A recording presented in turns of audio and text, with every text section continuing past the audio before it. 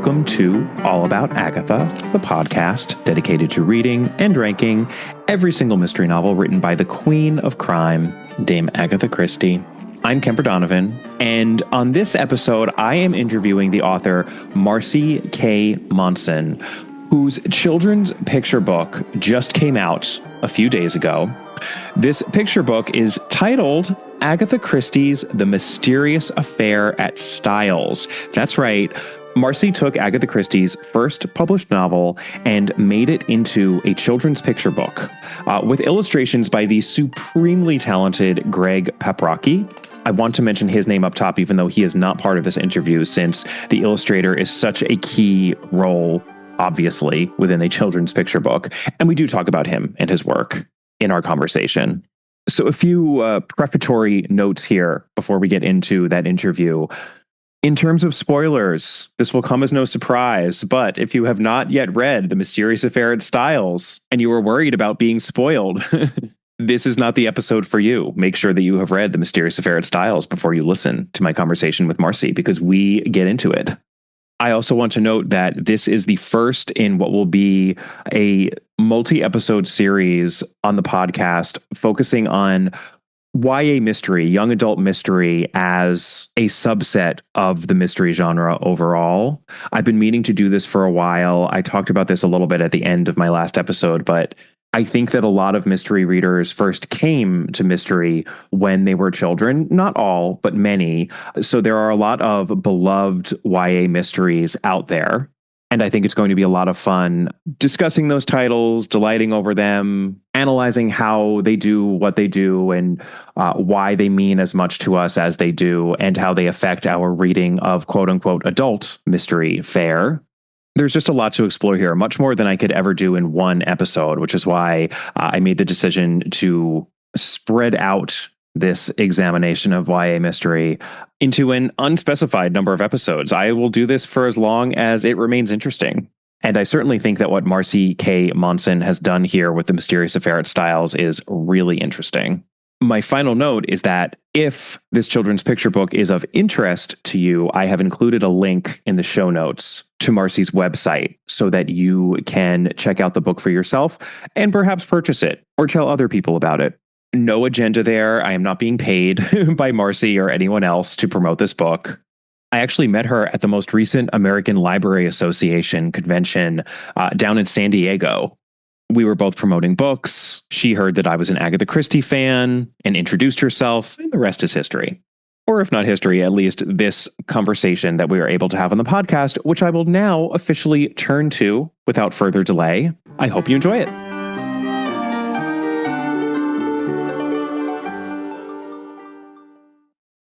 It is my pleasure to be sitting down today with Marci Kay Monson, an author who is also an avid reader, crafter, and gardener.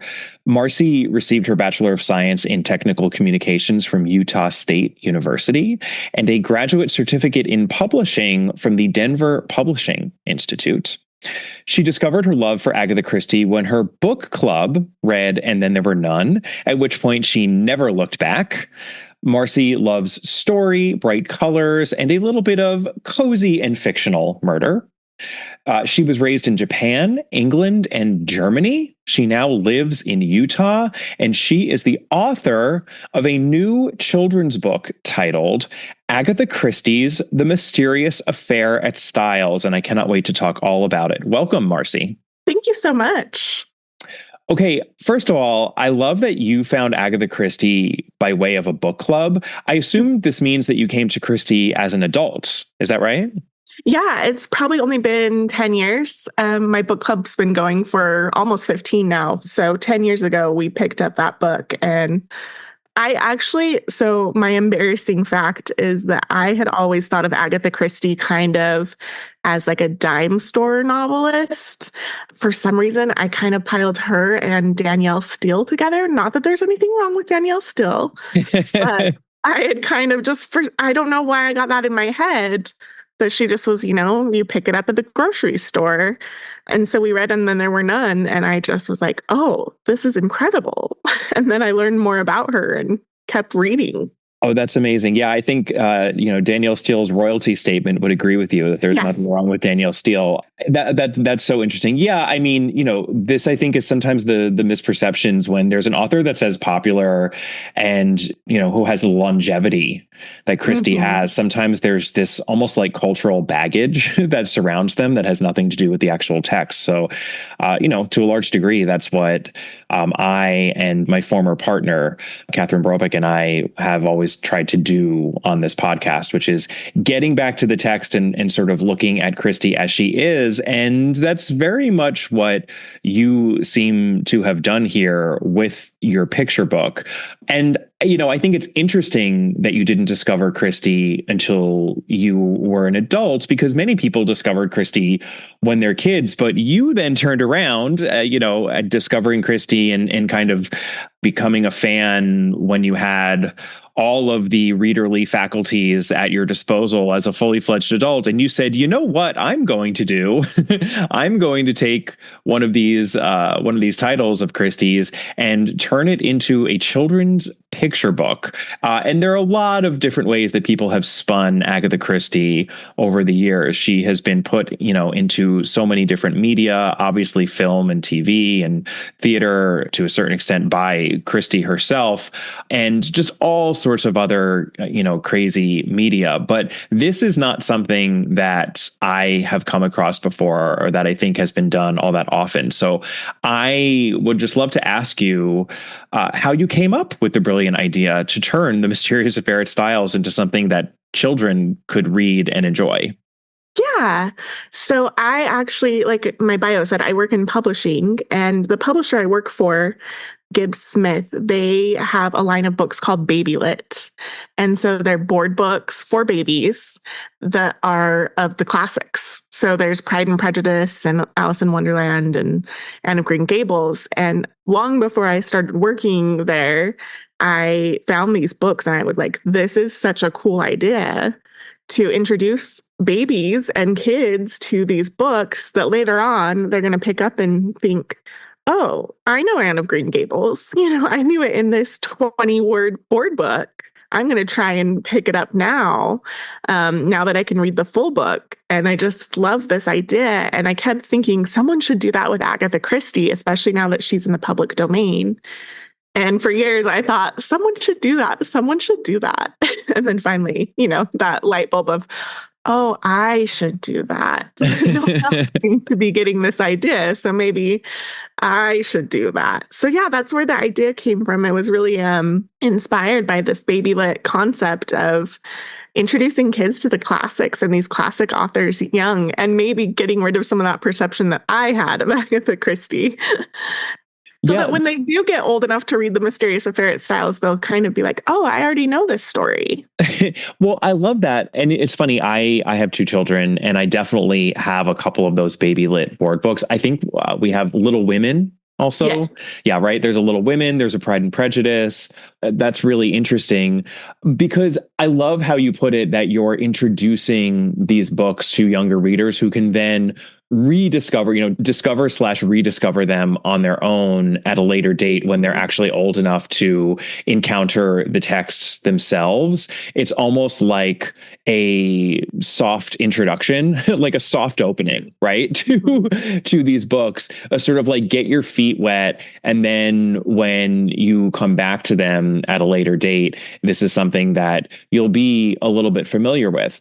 I have to say, I mean, having read with my children, with my very young children too, some of those baby lit board books, which are more for like, when your kids are 2 or 3. And part of it also is that it's fun for the parents, right? Because so many of those books are not all that fun, or at least, the same books tend to get read over and over and over again. It's like, I love me some Goodnight Moon. Like, there's a reason why it is a classic, but like, wow, on the 300th reading of Goodnight Moon, I'm like, okay, maybe we could do another board book. And then it's fun to read this sort of baby version of Little Women, right? Like, as a literature lover, that definitely diverts me as a parent. So that's, of course, also, I think, part of the intention there.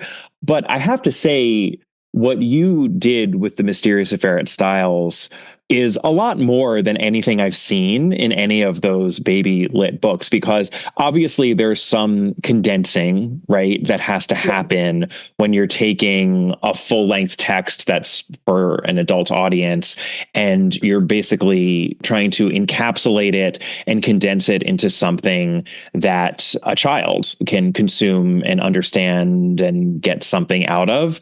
And I think of some of those other baby lit books, I don't mean this in a pejorative way, but they're extremely reductive, right? Where it's sort of just like, well, here are the main characters. And because many of those are just books within the literary genre, there's not much more that I think one has to do in that process of condensing other than saying, okay, well, here are the main characters. And here's a little sense of what the story is and what they do. Like, in a way, it's actually kind of easy to just tell a very simple, straightforward version of what happens in Pride and Prejudice or Little Women, right? Like, you're going to leave out a lot of stuff, but you just kind of have to go from A to B to C to D. Right. Or a puzzle mystery. And, you chose Christie's first, The Mysterious Affair of Styles. And I do realize that copyright was part of why I'm sure you made that choice, since here in the United States, at this point, anything I believe that's up to about 1929 now is in the public domain, because it's 95 years from original publication. This is a US specific thing.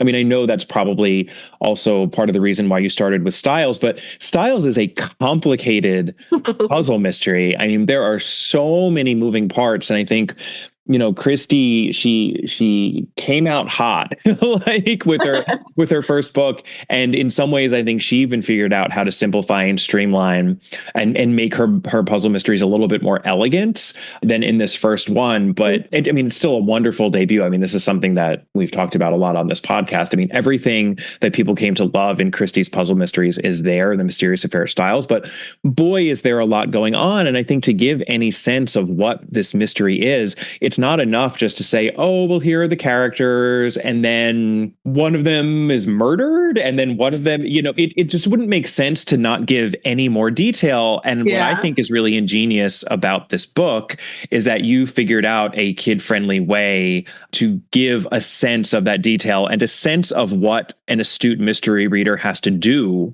to actually solve the puzzle. So I wonder if you could talk about that a little bit. Well, it's very intimidating, truthfully, because Agatha Christie she's the queen of these mysteries. And I sometimes finish a book and think, wow, that was incredible. I don't know that I fully understood that. And so I think that's one of the beauties of this book. And, along with the baby lit, probably more my book, but teaching these kids how to read this older language, or, they're getting a simplified version so that when they read this older language or these older plot lines, that maybe it will feel a little more comfortable. But I've been so intimidated, and I've been really intimidated that people, Agatha Christie superfans are going to come in and be like, well, you missed this story point, because it is, when you're taking a however many page, 200 plus page book and condensing it to 32 pages and a storyline that kids can understand, it's been incredibly hard to just figure out how to make it still make sense. And she usually has multiple storylines going. And in The Mysterious Affair of Styles, there are affairs going on, and there's all of this, family backstory that I tried to condense into just a few stanzas. So I'm working on book 2 right now. It's actually due tomorrow morning. Oh, wow. Well, yes. Thank you for talking with us today. It's just been like, okay, how do I make this make sense? And with book 2, more than book 1, I've had to kind of manipulate it more. But as you see, you talked earlier about how there's so many iterations of her books, that there's TV and movies, and almost none of them follow the exact storyline of the original text. And so that was also helpful to see, like, okay, it's okay if I'm not exact. It's okay if I pull out a few characters or have to, well, especially for children, get rid of some of the affairs and some of the things like that to make the story make sense. And Absolutely. So it's just a process of whittling for sure. Yeah, whittling. I think that's a good way of putting it. And, I've gone on record here many times on the podcast with my approval of taking liberties when it comes to adapting any Mm-hmm. text. And Christie's texts, of course, are the ones that we're usually talking about. But I think that when you're making a switch from one medium to another, you have to make changes. Yeah. And that's part of what's interesting about the process of adaptation. And this is just a very particular, very peculiar form of adaptation because you're actually adapting one type of a book into another type of a book, right? Like you're doing one genre into another. You're taking a book that is definitely meant for adults and trying to make it appropriate for a reader aged 4 to 8, right? That's the sort of span that this book is being marketed toward. Is that right? Readers 4 to 8? 4 to 8. Yeah. And, you obviously don't get into every detail of this incredibly complicated mystery, and not just any of the more sexual things, but there are no spills on the mantelpiece here. You don't get into the intricacies of multiple coffee cups or how the poison was administered. We don't have bromides in suspension. I mean, it's so technical in Christie's text. And I think if you try to do all those little details, the book would be, 64 pages or 128 pages rather than 32 pages, like a standard children's book. So it would be too long and it wouldn't even make sense. But even so, the book doesn't skimp on the details of the mystery, or I think it skimps in the right way, and in the right ways. And then it also gets into the weeds in the right ways. And you know what, Marci, I actually have the proof to back this up because I mentioned I have 2 kids. Yeah. My oldest daughter is 7 years old, and I actually read this book with her. And unprompted, as we were reading through this book, and she is a budding mystery fan, I'm trying to inculcate her into the wonders of mystery and doing an okay job thus far. So we were trying to figure out what was happening before we got to our resolution. I'm trying to sort of give her at least the tools to be an active mystery reader, to read these mysteries actively if she wants to, and to try to solve them along with the fictional detective.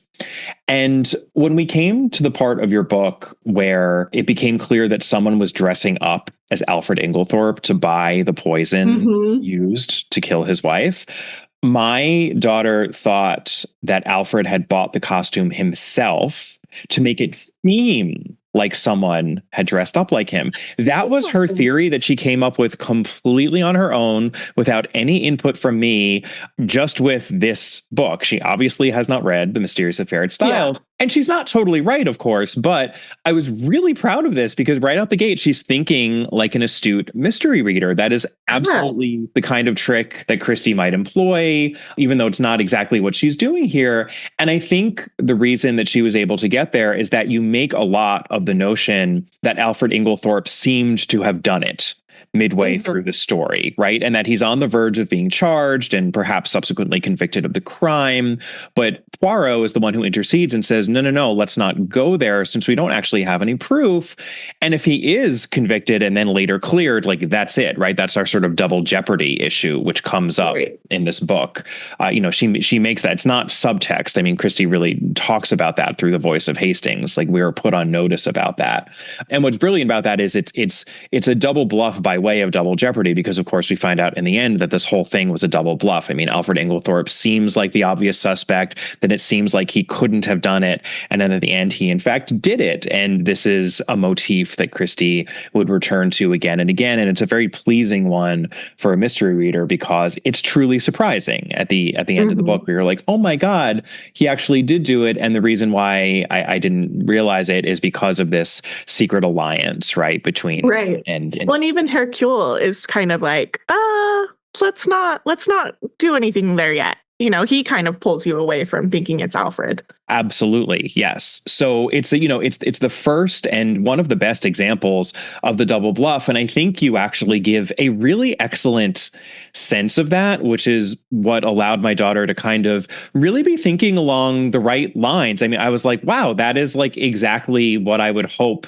that I don't think I could ask for much more than a 7-year-old theorizing in that way as she's reading a picture book version of the Mysterious Affair at Styles that is sort of appropriate as to, not just tone, but I think also themes and plot elements, because you're right. You did have to take out, all of the affairs. And when we see Emily Inglethorpe die, it's not as it is in the book where she's sort of like gurgling and screaming through death throes. She's sort of in like a 4-poster bed. You see her feet, hanging out of a curtain, and everyone looks very upset, but it's not gory, of course. It's not upsetting. So yeah, and then you have this beautiful spread, a 2-page spread of the attic when Poirot is there with Dorcas the maid, and they're looking at all of the costumes. And I think that's what really made her focus on the costuming, which is why she proposed that theory. So I mean, for my sample size of 1 with my child, it was really a success. So just congratulations on that. And I know this book just came out a couple of days ago, but I'm excited for other people to discover it, and perhaps for other kids to become budding mystery readers through it. But let's talk a little bit about the way that you really did make it child friendly, because it's not just that you left out some elements and included others and, have some appealing illustrations. I mean, you do. These illustrations are absolutely gorgeous. And I should mention that Greg Peprocki is the illustrator, and he just did a fantastic job. They're very colorful, and there's all sorts of graphic detail in here. It's just very, very pleasing to the eye, in a way that you need for a picture book. But I think probably my favorite part about this is all of the exercises that you included as a way for the kids who are reading this to travel through the story. They're not just turning the pages and reading your stanzas, which are all rhyming in the best tradition of children's literature. This book rhymes. You're actually giving them exercises to do, pretty much a new exercise on each 2-page spread. Could you just talk a little bit about that? Yeah, so that was something that I really wanted to do from the start, was help the kids feel like they are solving the mystery. And like you said, kind of helping them learn how to read a mystery and have that budding excitement of solving it along with Hercule. And he, from the start, says, detectives, I need your help. And he treats the kids as, his partner in solving it. And so I think the little activities along the way is something that I really wanted to do to help them feel engaged and part of the story. And like Hercule's partner, I will say I had to like kind of give up where I was like, well, I don't want to just reveal it in these activities. And then I thought, no, that helps the kids excited. Like, oh, this seems to be pointing to Alfred. Like there's a spread pretty early on where the house is cut in half. And it's when Emily is talking to a man, and you don't know who it is in the book. But the activity on that page is to trace the silhouette with your finger. And Alfred has a very distinct beard. Like it's pretty clear in that picture that it's Alfred that she's talking to, which doesn't necessarily mean it's Alfred that's the murderer, but a savvy kid's going to be able to look at that character page and see, oh, there's that hat and the beard, and be able to say, that's Alfred. I think that's Alfred, and, make the conclusions that they want from there. But that was the goal with the activities, to really include the kids in the story. Yeah. And what I love about that is, that's the sort of children's book version of all of the confusion in the book, where there's this overheard conversation, right? Mm-hmm. It's not clear who Emily Inglethorpe is talking to, and the person who she is actually talking to, not the person she is assumed to be talking to, goes a long way to solving the mystery, right? Mm-hmm. And I did like that, because you say trace the silhouette, but you have to turn the page back, right? Like right. to look and see, okay, which character has to be that silhouette. It's not totally in your face obvious. You have to do a little bit of readerly investigation, but for an astute kid, especially I think more, a kid more on the 7 to 8 range, they're going to think, okay, well, she must be talking to her husband, to Alfred Inglethorpe. And that's interesting. And I don't think it totally gives it away, but it certainly, you start to focus on him, so that when you get to the reveal at the end of whodunit, it's not coming out of nowhere. And that's like one of the foundational rules of a mystery, right? Like the solution can't come out of nowhere. just to run down a couple of the other exercises that you have here. One of them is matching the character with the emotion that they're feeling. I think that's the first exercise. What I love is, this book opens up, as many mysteries do, with a rundown of the characters in it. But this is, a very beautifully illustrated one where we just get a good look at each character, and they each have a distinct costume, and you just lay out very clearly who everyone is. And it's really everyone. We've got Emily Cavendish, Alfred Inglethorpe, Evelyn Howard, Dorcas, John Cavendish, Lawrence Cavendish, Mary Cavendish, and Cynthia Murdoch. And then our two investigators, Hercule Poirot, renowned private detective. And this is a very child-friendly version of Poirot, but he does have a big, glorious mustache. That is the most important thing. And so I think you have done yourself proud there with your depiction of Poirot. But then could you tell everyone what you did with Hastings in this book? Yes. So as I read through it, I thought, Hastings, he's the narrator in this book, but I just thought, I don't know that he's a necessary character. And so I made him a mouse. And Hastings can be found on every page if you look for the little mouse. So that's an additional search thing that you can do throughout the book. But I wanted him in there because he's an important character that, shows up throughout many of Hercule's books. But I didn't think that he was someone that needed to be included in the story when it's this condensed. So he is a mouse.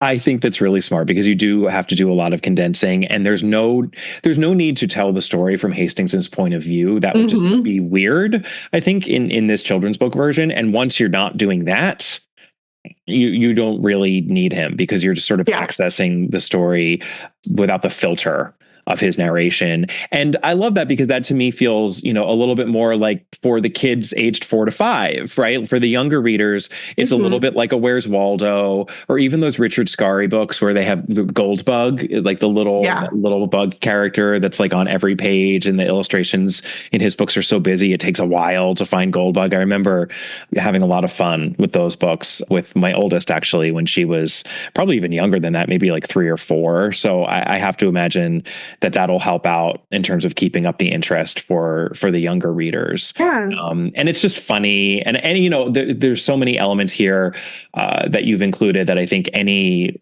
lover of Christie and of the Mysterious Affair at Styles will chuckle to him or herself while reading. And, making poor Hastings into a mouse is pretty funny.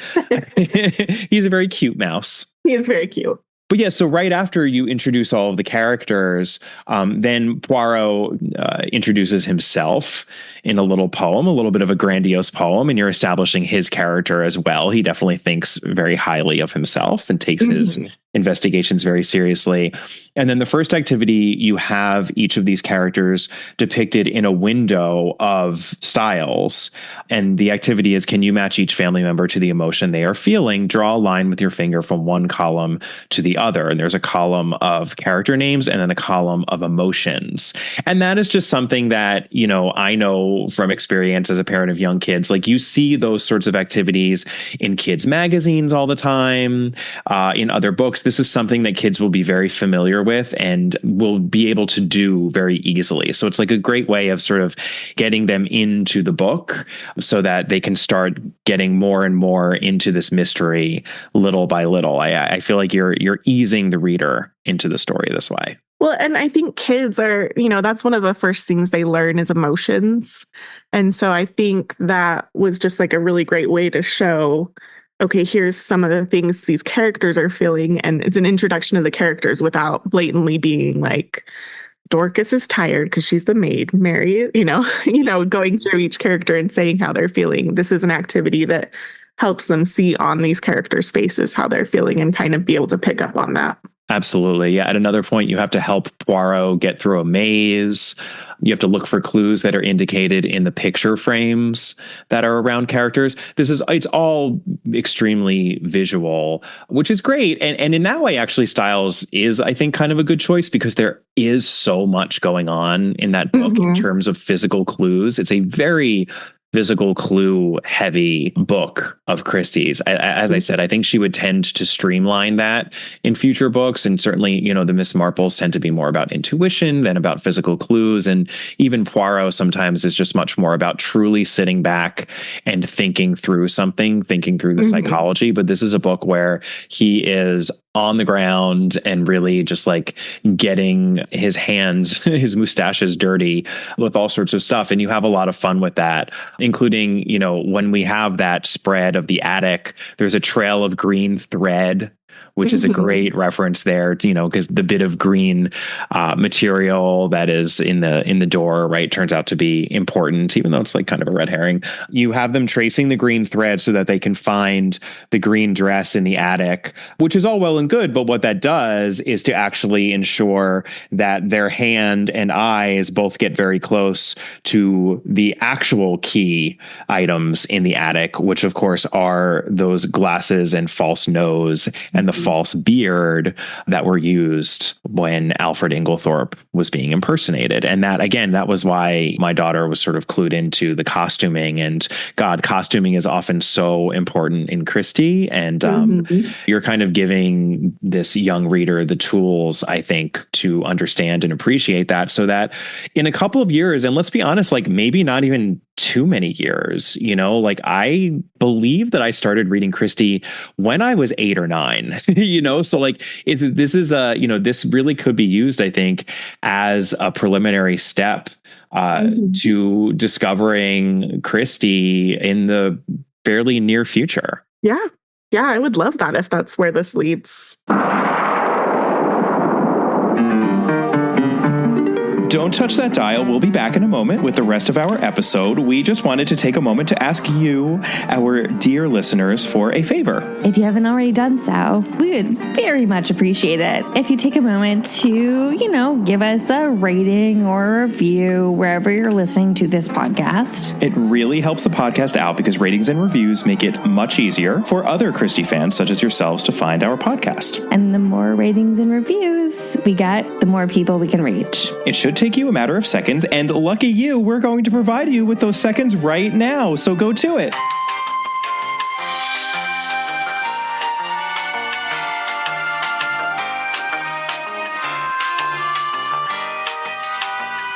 Thank you so much. And now, back to our regularly scheduled programming.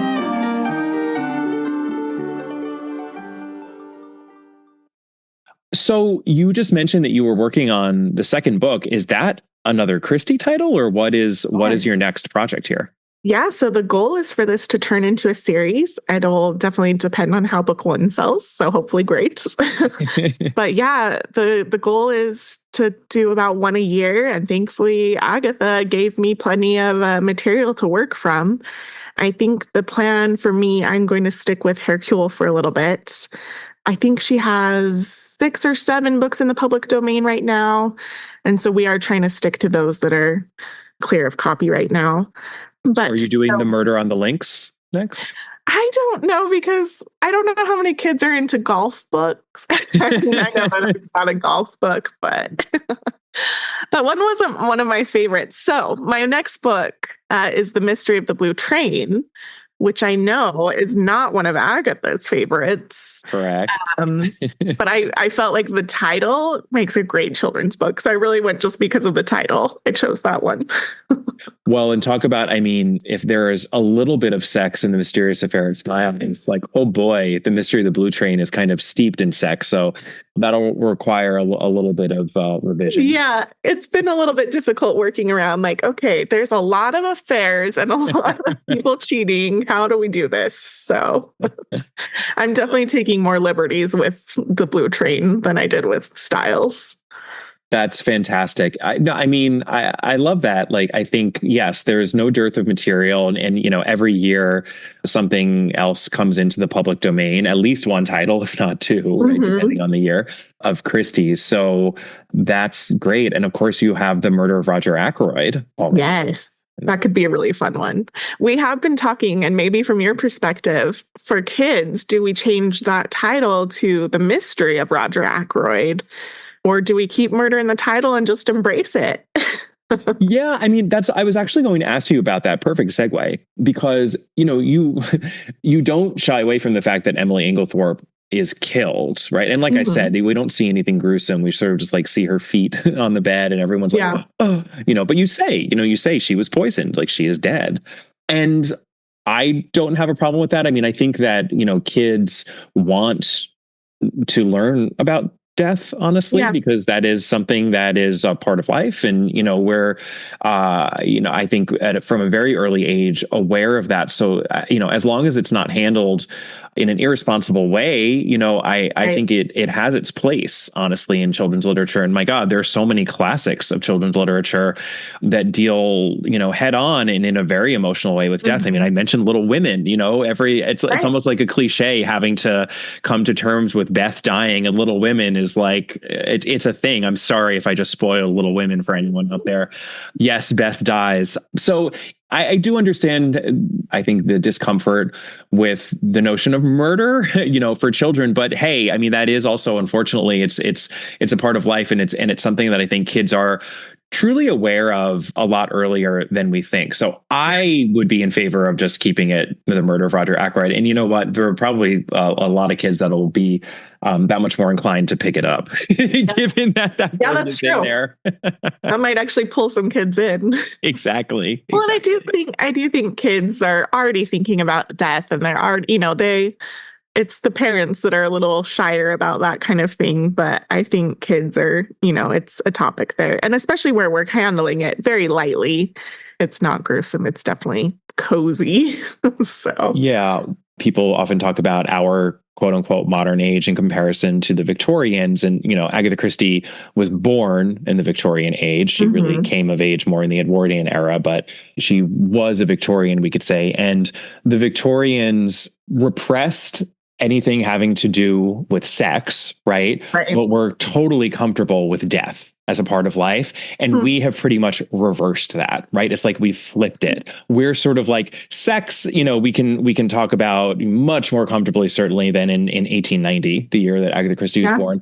But death, it's like, we're probably a lot less familiar, I think, with death, especially when we're younger, because it's become this verboten subject. And it was honestly it was more a part of people's lives back then, because there was also just a lot more death in general, because people were dying earlier. There was greater infant mortality, for a lot of wonderful reasons. I think it's possible to live your life and for a long time not be acquainted on a personal level or in an intimate way with death. But even so, I think that there's something to be said for talking about it and giving kids the tools to understand it and to sort of figure out what it means to them. And in a small way, perhaps these books can help do that. I do think that there's something to be said for the fact that murder mysteries are taking this very serious subject, death, and also obviously the killing of a person, and having fun with it.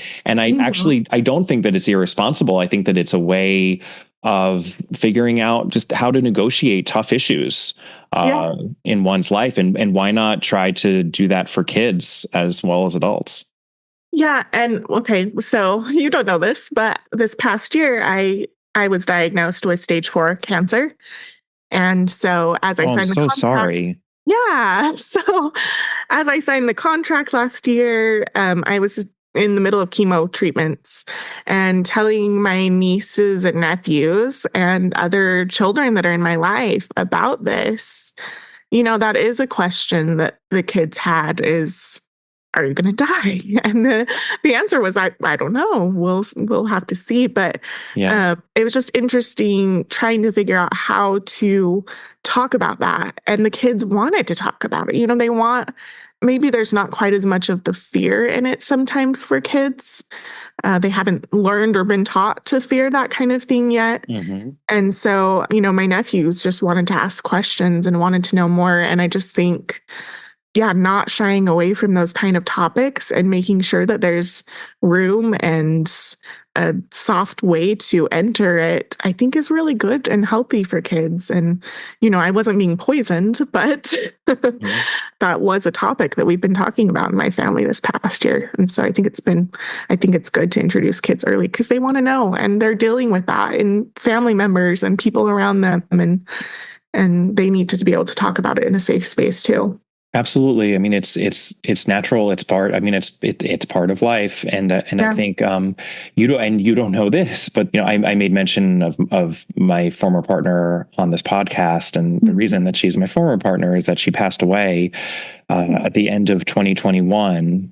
So we started this podcast in 2016, and for the first 5 years, I did it with my friend. Again, her name is Catherine Brobeck, and it was very sudden. And especially in the direct aftermath of it, I had a little bit of this existential crisis where I almost felt silly about the way that we had been delighting in these books that depict fictional death. And there was one episode that we had recorded that I hadn't released yet. And that's really when I was grappling with it, because I was editing the episode and she was gone, and it was hard enough having to do that.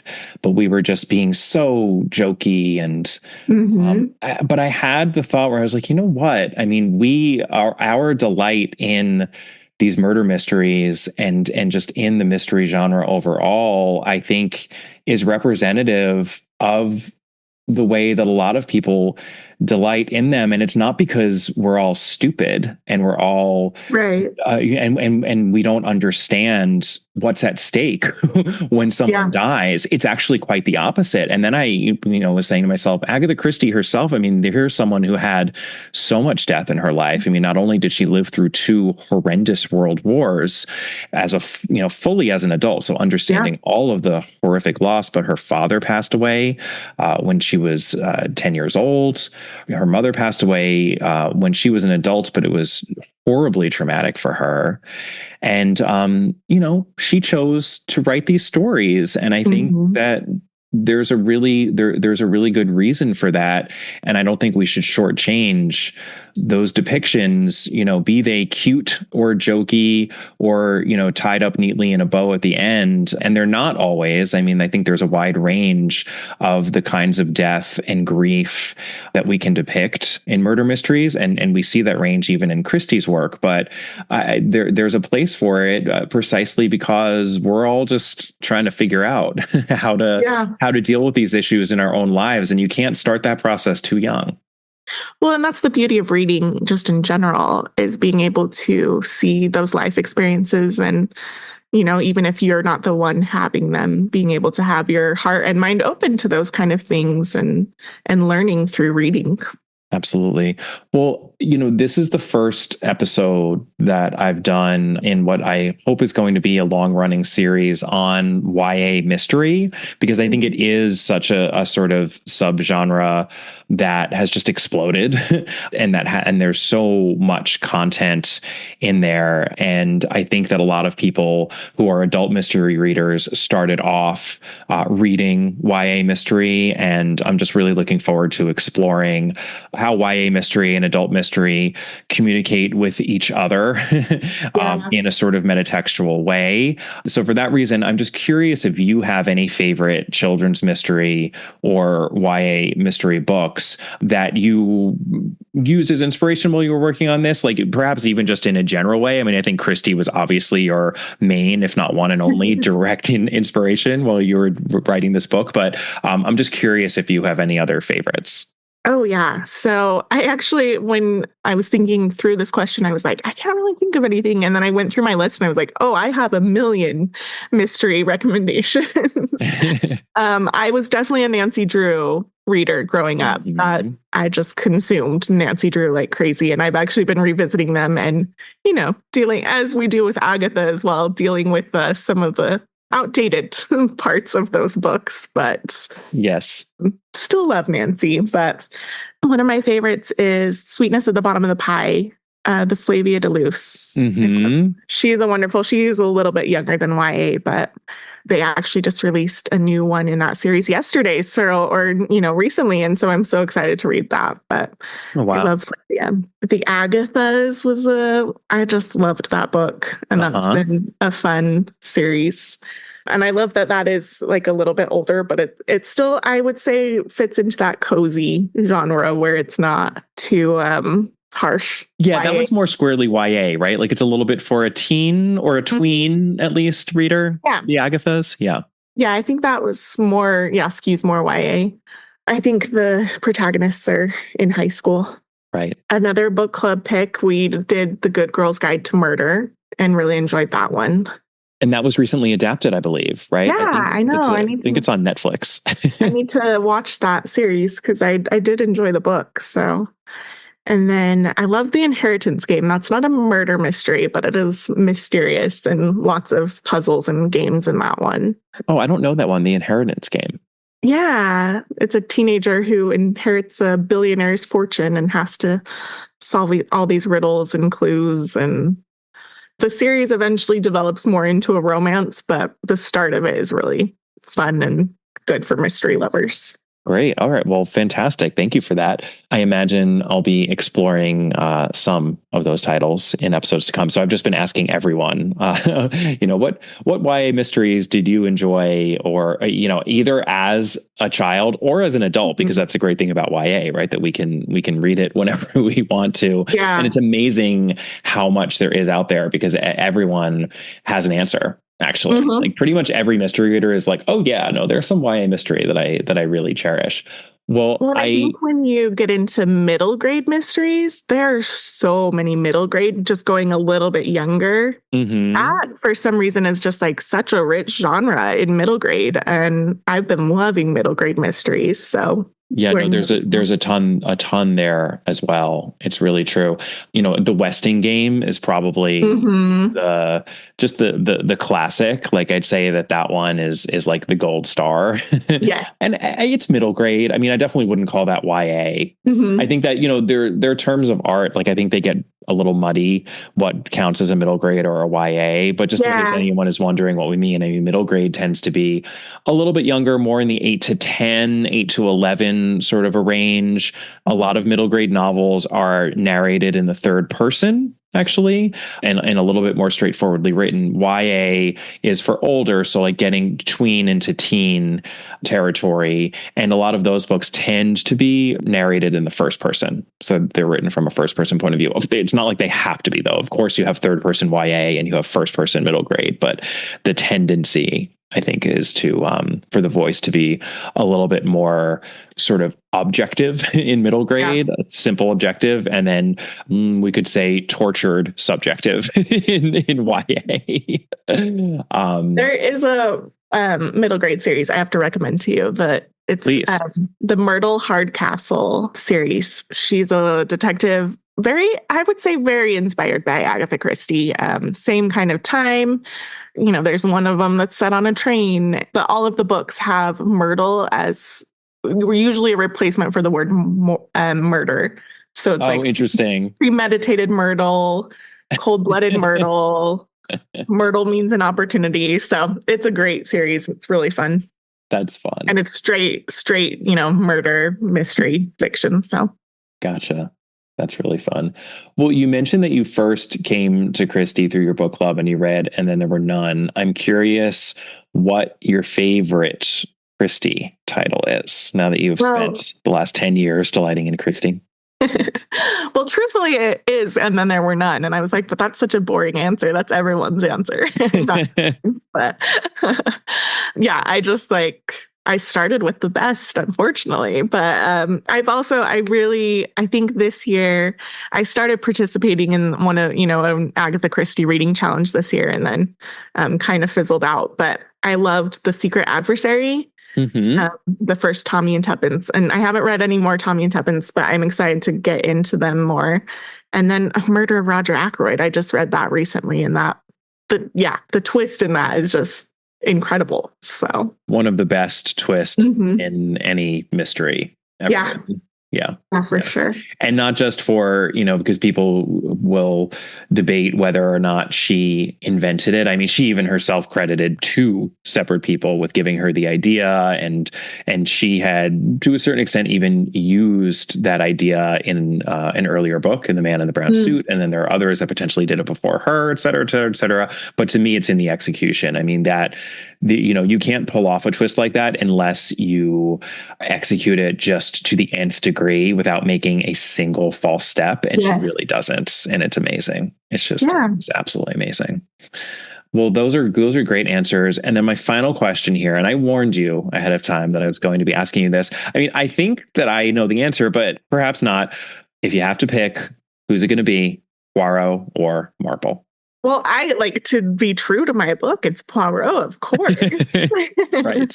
I actually haven't read a ton of Marple. So that's an area where, again, I got to keep reading because I've read a couple of hers, and I've always actually said my favorite genre of book is old people being grumpy in England. And so I've got to read more Marple for sure. You have so much joy ahead of you. Yes, but Poirot has my heart right now. And especially the illustration that Greg Peprocki did of Poirot in my book is he's just very lovable. And that mustache is incredible. The first illustrations came in and I was like, we've got to make the mustache bigger. We've got it. Got it. Excellent note. Excellent. You got to do a little bit more Kenneth Branagh. Yeah. To be clear, it is not as insane as the Kenneth Branagh mustache. This is. No, it is I not. think it's the appropriate size. This mustache is the appropriate size. Will Greg be doing the illustrations for future books? Is that the plan? Yeah, that is the plan, and which is just the best because what he's done is just really incredible. He really is fantastic. And I mean, just all of the little details in each of these spreads, picture books, you sort of, as you turn the page, you have, the image bleeds over onto both pages. So you kind of consume the book in 2-page chunks, right? And we call them a spread. Each of them, it just has so much in it. Like there's so many little details, and yet he also manages to capture in a whimsical way an English country estate and all of the grounds and the vegetation. It's just really, really beautifully done. And just so colorful and capturing. Yeah. Yes. And that's so important, obviously, in a children's picture book. I mean, the illustrations need to be telling the story along with the words. That's crucial. If that's not happening, then the picture book is not really going to succeed. And that is definitely happening here in this book. So I can't wait to read more in this series, Marci. I so appreciate that you took the time to talk with us. And the book is just out. It's been out for a couple of days. I'm going to include links in the show notes to this episode for anyone who might want to check it out. I assume that it's only available to purchase in the United States. Is that correct? I think right now, I don't think we've sold rights yet. So yes. And I would imagine, I know that the copyright laws are different in England in general, but, as to Agatha Christie, because we're in this sort of gray zone right now where she is not in the public domain in the UK and in other territories, obviously UK being a very significant territory where Agatha Christie is concerned. Right. So, this is a little bit of a US specific thing. So I just want to be clear about that. In Canada as well. Gotcha. North America. But hopefully this conversation, even if you cannot buy this book wherever you are listening to this episode right now, hopefully this conversation was interesting. And like I said, it's the first in what is going to be a series about YA mystery. And I am thrilled to have been able to begin that series with you. Thank you so much, Marci. Yes, thank you so much. I can't wait to see what's next, even though I'm the one doing it. That's about as healthy an outlook as an author can possibly have, because I kind of struggle with that sometimes too, where I love mysteries. And when I'm in the middle of writing a mystery, I'm like, this would be a whole lot better if I didn't know what was going to happen. But to a certain extent, you do, right? You do surprise yourself, and you have to, maintain the spirit of the unknown and keep yourself open to surprises. So I'm glad that you're doing that. All right. Take care. All right. Thank you so much. Thank you again to Marci Kay Monson for sitting down with me and discussing her first adaptation of an Agatha Christie title into a children's picture book. I am very excited to check out The Mystery of the Blue Train when it is ready for outside eyes. And as I mentioned at the top of the episode, if you are interested in checking out this book for yourself, I've included a link in the show notes to Marci's website. And from there, you should be able to access the book quite easily. It is currently available for purchase in the United States and Canada. And as we discussed on the episode, it is definitely not available for purchase in the United Kingdom. I'm not sure about other territories, but just do be aware that the copyright situation differs from territory to territory. So that is something that complicates the situation if you are thinking about acquiring a copy for yourself. For next week's episode, I did something at the Agatha Christie Festival that I am so excited to share with you. Are you a fan of the crossover episode, listener? Some of the Americans out there who are my age might remember when Full House and Family Matters crossed over, for example. That's going back pretty far, but actually I can go back even further for a more classic crossover, which is the Flintstones and the Jetsons. But this used to happen a lot in TV land. Friends and Mad About You, Hannah Montana, The Sweet Life of Zack and Cody, and That's So Raven, a rare triple crossover. Okay, I have to admit I was getting that one from a list. I never actually watched any of those shows. Those were after my time. Perhaps most infamously, we also have those Buffy Angel and Angel Buffy crossovers as well. In any case, I clearly love a good TV crossover, but why should we be limited to the medium of television? Why not have a podcast crossover episode? That's right. Next time on All About Agatha, I will be speaking with the co-hosts of the Swinging Christies podcast, Dr. Mark Aldridge, who has, of course, appeared on this podcast many times, and his co-host, Gray Robert Brown. I sat down with them at the Agatha Christie Festival just a few weeks ago, and we recorded a conversation about ranking Agatha Christie's novels from the 1960s. It was so much fun. I consider both of them friends. It's such a joy to meet up with them every year at the festival, and I'm so glad that we were able to get a little bit of that joy on mic to share with you. So that is what I will be bringing to you next time. Cannot wait for that. You can, of course, email me directly at allaboutthedame@gmail.com if you would like to ask me anything. It doesn't have to be about YA mystery or comment on anything. I love to hear from all of you. You can find the podcast on Twitter at All About the Dame and on Instagram at All About Agatha. You can find me on Facebook at Kemper Donovan Books and at my author website, KemperDonovan.com. You can purchase my debut mystery novel, The Busybody, in the United States, the United Kingdom, and Australia and New Zealand. And you can pre-order my second book in that series, which is titled Loose Lips, and which will be out here in the US at the end of January 2025. So still several months away, but pre-orders really do help. I've included a link for that in the show notes, so I encourage you all to pre-order the book if you would like. Please do take a moment to give the podcast a rating and or a review wherever you are listening to it. It helps other people find the podcast. Makes me happy. And I'll see you next time. Bye.